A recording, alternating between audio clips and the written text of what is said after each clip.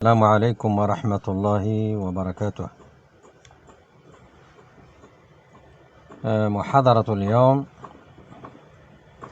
سوف تنطلق من البرنامج الذي قدمته إليكم، ويحتوي على القسم الأولي فيه التأصيل النظري للأنظمة الدستورية،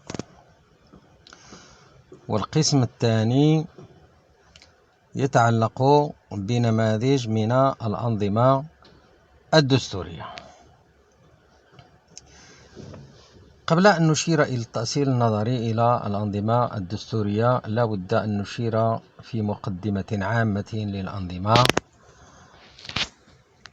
للأنظمة بصفة عامة أن الأنظمة ليست وليدة لحظة، ليست وليدة صدفة، وليست وليدة منحة، بل هي لها مرجعية، ومرجعيتها تؤطرها النظرية العامة للقانون الدستوري. وإذا رجعنا إلى المادة العامة للنظرية العامة للقانون الدستوري، وأتمنى من الطلبة الأعزاء أن يكونوا قد استوعبوها استيعابا كاملا وشاملا ودقيقا، أنها تحتوي أو تعالج عنصرين أساسيين. العنصر الأول يتعلق بالدولة، والعنصر الثاني يتعلق بالدستور. الدولة كشكل، والدستور كروح للدولة، وبينهما ارتباط كامل ووثيق. الارتباط الأساسي هو الذي عالجه الفكر السياسي عندما عالج الدولة من حيث نشأتها. نظر إليها من منظورين أساسيين. المنظور الأول هو المنظور الديمقراطي للدولة، والمنظور الثاني هو المنظور غير الديمقراطي للدولة. نبدأ بالمنظور غير الديمقراطي للدولة. هو المنظور الذي يقوم على نظريات دينية، نظرية الإله، نظرية الحق الإلهي، نظرية التفويض الإلهي. هذه نظريات غير ديمقراطية، وتعتقد هذه النظريات بأن الدولة هي أساسها هو الإله. الله هو الذي صنع الدولة وليس الإنسان. وهذا التصور دفع بها إلى إضفاء القدسية على الدولة. الدولة قدسية، ولا يميز ما بين شخص الحاكم والدولة، فلذلك الدولة ملازمة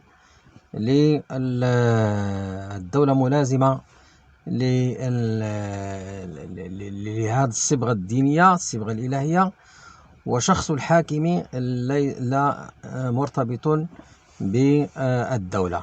لا نفرق ولا نميز ما بين الدولة والحاكم.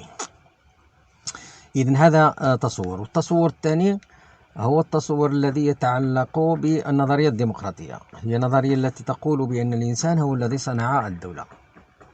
بما أن الإنسان صنع الدولة، إذن من الطبيعي على الإنسان الذي يقع فيه تطور أن يلجأ إلى تغييرها، وإلى تغيير مؤسساتها، وتغيير وظائفها على مرور الزمن، خاصة وأن هذا التصور يميز ما بين شخص الحاكم الذي هو شخص طبيعي، وما بين شخصية الدولة. الدولة كشخص معنوي، إذن تكون لها شخصيتها.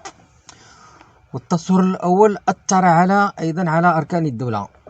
أثر على أركان الدولة أن الحاكم يعتبر إقليم الدولة ملك له، والشعب رعاياه وملك له، والسلطة السياسية هي سلطة منحها له الإله، هي سلطة مطلقة.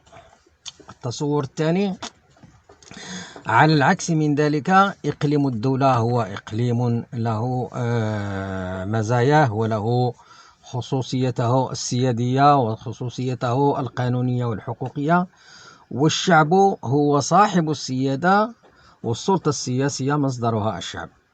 إذن هذا التصور أثر أيضا على الدساتير التي جاءت في سياق التصور الأول الذي هو غير الديمقراطي، هي إما دساتير ممنوحة أو شبه ممنوحة أو دساتير شكلية فقط، وهي دساتير تمنح وتنزع كل شيء يمس بشخصنة السلطة داخل الدولة وداخل المجتمع.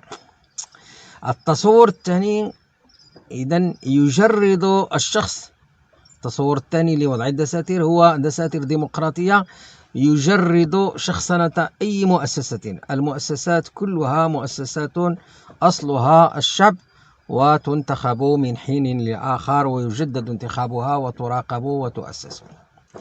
إذن في ظل هذا التصور للدولة والدساتير تتموقع الأنظمة، ولذلك هناك تصنيف ما بين من ينظم إلى أنظمة ديمقراطية وأنظمة غير ديمقراطية. فالأنظمة الديمقراطية أيضا صنفت إلى عدة أصناف، منها النظام البرلماني، النظام الرئاسي، النظام شبه الرئاسي أو نصف الرئاسي كما يصفه بعض الباحثين وفقهاء القانون الدستوري. إذن أنظمة شبه رئاسية وأنظمة أخرى يمكن أن نشير إليها. وهناك أيضا مثل النظام المغربي، هو نظام كما يقول الأستاذ قلوش هو نسيج وحده، ليست له طبيعة رئاسية وليست له طبيعة برلمانية وليست له طبيعة، لا زال يحتكم كثير من الأحيان يحتكم إلى السلطة الدينية كمصدر للسلطة، خاصة عندما وقع نزاع ما بين رئيس الحكومة المقترح لتعيين الحكومة عبد الله بن كيران وما بين القصر. إذن تم تفسير الدستور على أساس روحه وليس على أساس نصه وأحكامه. إذن هنا عندما نقول بأن هناك أنظمة، إذن هنا نصل إلى القسم الذي يتعلق بالتأصيل النظري